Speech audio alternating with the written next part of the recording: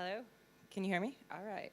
So most of you probably received one of these little mentions on your chairs, and I just had to laugh because the title of my talk is The Human Face of Big Data, and then there's a picture of me. And so you could be forgiven for thinking that this is the human face. That's what my colleagues call me. So, good morning, everyone. Thanks so much for inviting me, to Rachel and Elena and the rest of them.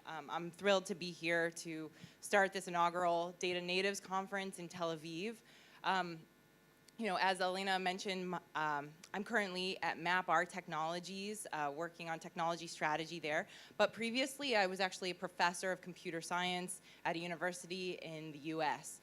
And the reason I chose to go into computer science and why I'm in the technology industry today is because I wholeheartedly believe that computation and data is the greatest tool we have to innovate. And it's the best means by which we can impact change on the world in a positive way. And I'm sure that most of you held that belief as well. Otherwise, you probably wouldn't be here. I know that we have a mix of industry and academia in the audience today, but we're all gathered here today to talk about data and what it means to be data-driven. In Silicon Valley, where my company is headquartered, I work with a lot of customers who are interested in using our big data platform to become more data-driven, to develop applications that make them more data-driven. Being data-driven is somehow aspirational. And in the echo chamber of Silicon Valley, and probably to some extent here in Tel Aviv as well, it can seem on a superficial level that being data-driven is a goal in and of itself, that there's an inherent privilege and authority to being data-driven.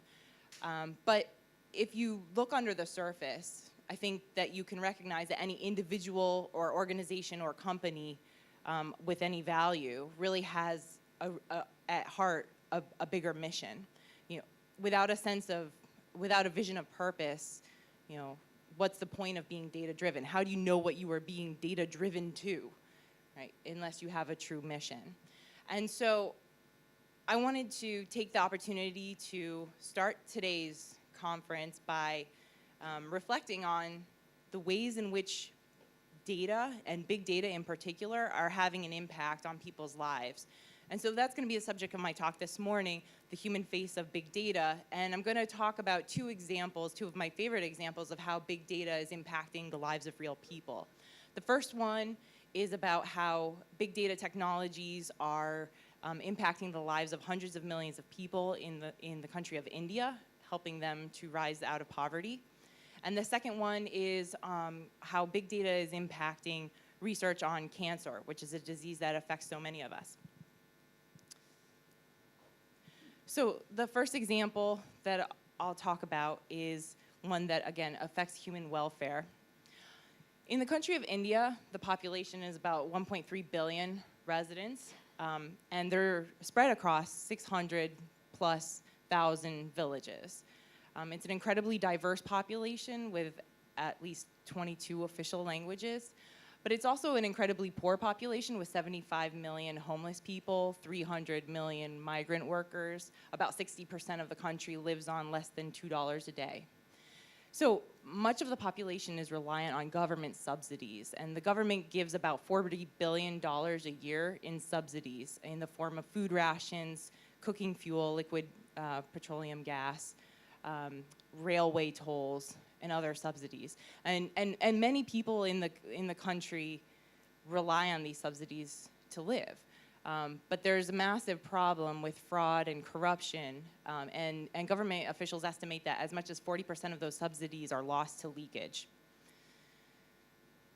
This is an enormous problem, not only for the people in the country of India who rely on these subsidies, again, to live, but also for the government. They spend as much as 15 to 18% of their budget on these subsidies, and for 40% of them to be lost to leakage is a real tragedy. So a few years ago, in 2009, India embarked on a massive project to make a difference in how these subsidies were dealt out.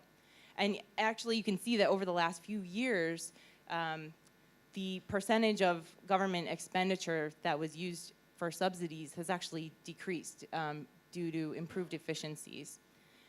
And so the challenge is essentially you have a billion plus people, many of whom are illiterate, most of whom don't have documentation, and you need a centralized, trusted identification system that can be used to grant access to individuals who need to collect subsidies from the government, and that can prevent fraud and abuse.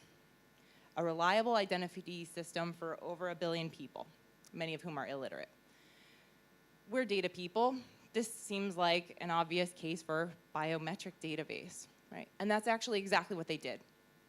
So the government of India, the Unique Identification Authority of India, in 2009 started a project to build the largest biometric database in the world. So it's a database that contains 2 retina scans and 10 fingerprints for every Indian resident. So over 20 billion biometric pieces of data. So for those of you who are in the big data space, if you're storing biometric data, it's not going to work if you use a relational database. So instead, you need to use a NoSQL database. But this isn't just any NoSQL database. This is one of the largest NoSQL databases imaginable. It's a massive NoSQL database with 1 million new registrants every day, about 5 terabytes of incremental biometric data being ingested every day, 100 million plus authentications to be performed against it every day. It would require 200 millisecond response time from the database and should be required to have no more than 1 in 10,000 false positive rate, so incredibly precise as well. So the requirements are incredibly challenging.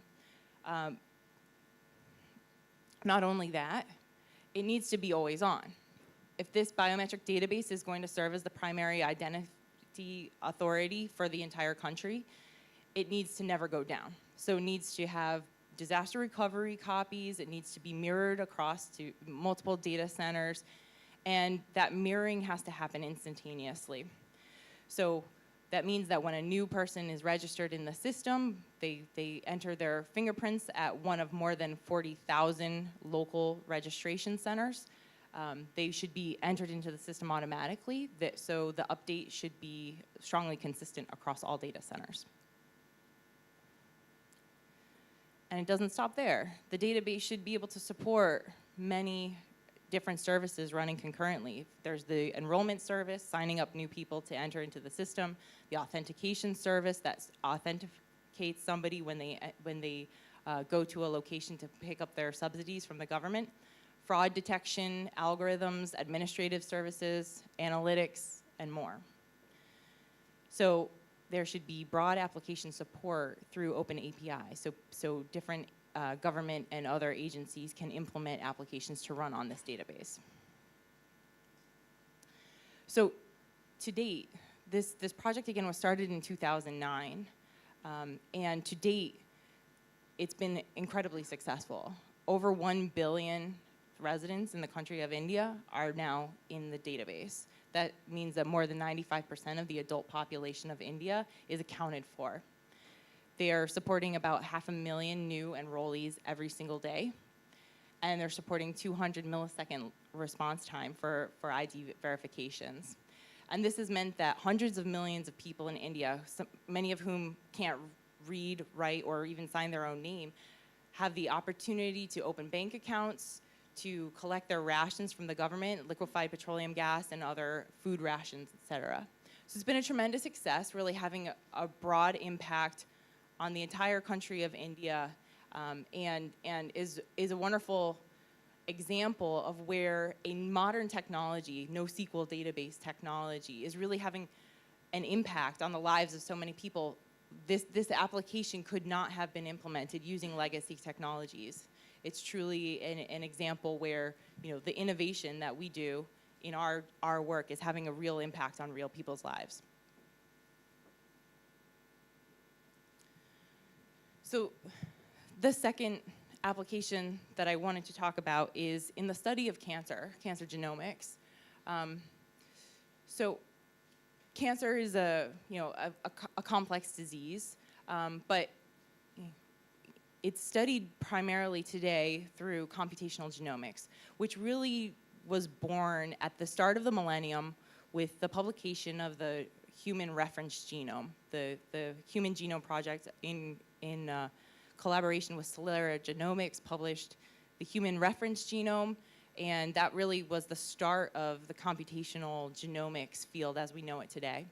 So the human genome, for those of you who are not biologists, is comprised of about 3 billion base pairs and contains about 25,000 different genes. And in the central dogma of computational or molecular biology, each gene is transcribed into RNA, which is then translated into a protein. So essentially, the genes encode proteins, and the proteins are differentially expressed in different cells of the body, and that's what governs the way we live. That's really the essence of life itself. And in order to study genomics, we first need to start with the data. And in this case, the data is whole genome sequences often. And the problem of sequencing a genome is itself a big data problem. 3 billion base pairs, it's done in a massively parallel way, sequencing tens of thousands of short reads and then aligning them to the reference genome to construct a full genome sequence is a very computationally intensive process. But the technology has improved remarkably.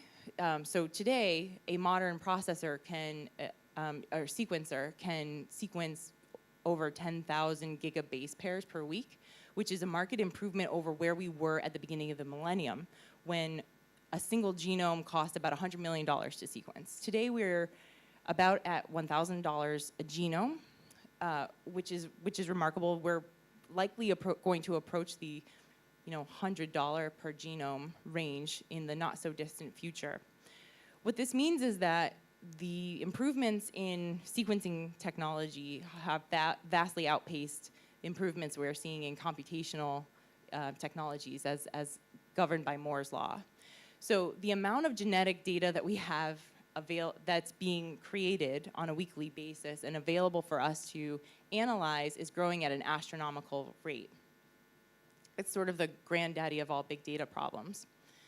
And so, of course, one of the primary interests that we have in studying genomic data is in order to understand disease. Cancer is a fascinating disease to study, and it's so important that we understand it better.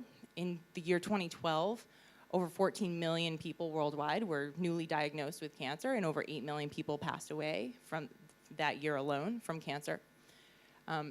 The problem with studying cancer is that it's an incredibly complex disease. So a single tumor mass can contain over 1 billion cells, and each cell could have a different set of somatic mutations. Not only that, but typically cancer is characterized by the disruption in a particular pathway, a signaling pathway, as opposed to a specific mutation in a specific gene. So what I mean by that is a pathway in a cell is a set of proteins that interact with one another. And if any of those proteins in that set are mutated, then the pathway is disrupted. So people with the same cancer might not exhibit the same exact mutations, but the mutations that they have might all be involved in a single pathway. This is a problem, though, because not all pathways are well known yet. So the pathways that we do know about are discovered in the lab by biologists who do research to understand how proteins interact within the cell. And they build interaction networks. So an interaction network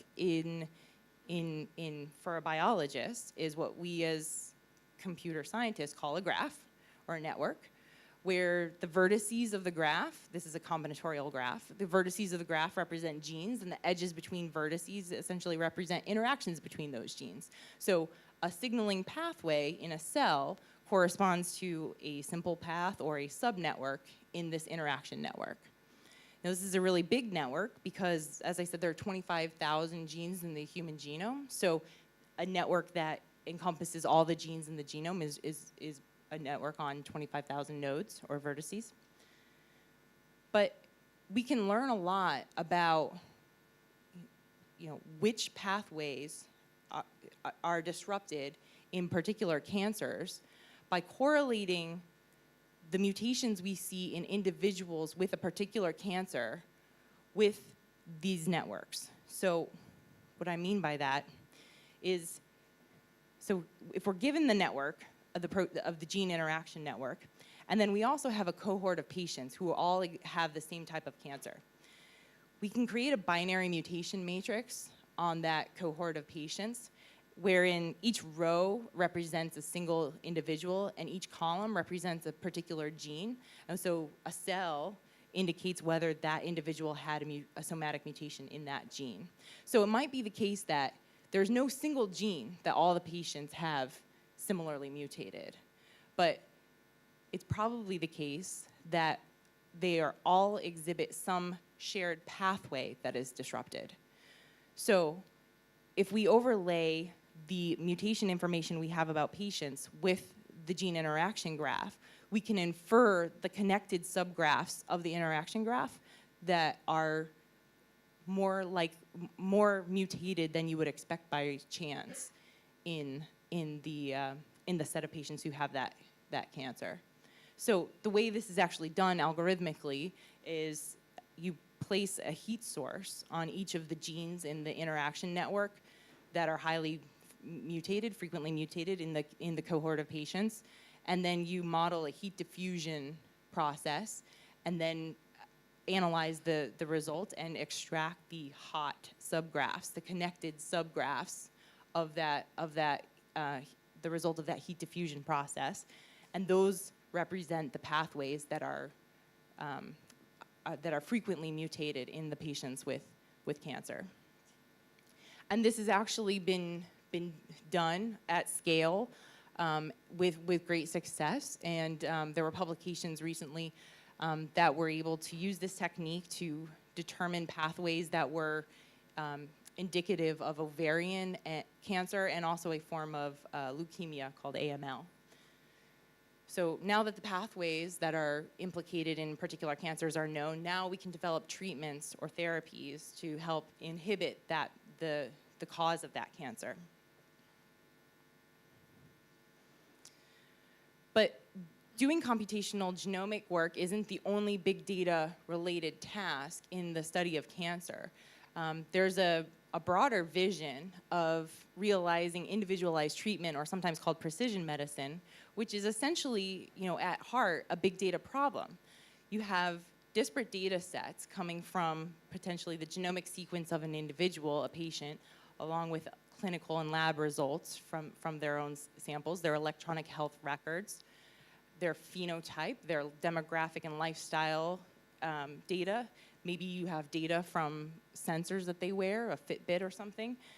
And then you also have public data sets as well as data that's known in research and literature. And you want to bring all that data to bear on the problem of developing a specific therapy or course of treatment for an individual patient. This is at its heart a big data problem, the problem of aggregating across disparate data types, some structured, some unstructured, some static data sets, some continuous data sets, and it requires a big data platform to do it. But there are people who are actually working towards making this a reality for everyone. For instance, the Susan G. Komen Foundation, which is a nonprofit organization that is fighting against breast cancer, has this vision.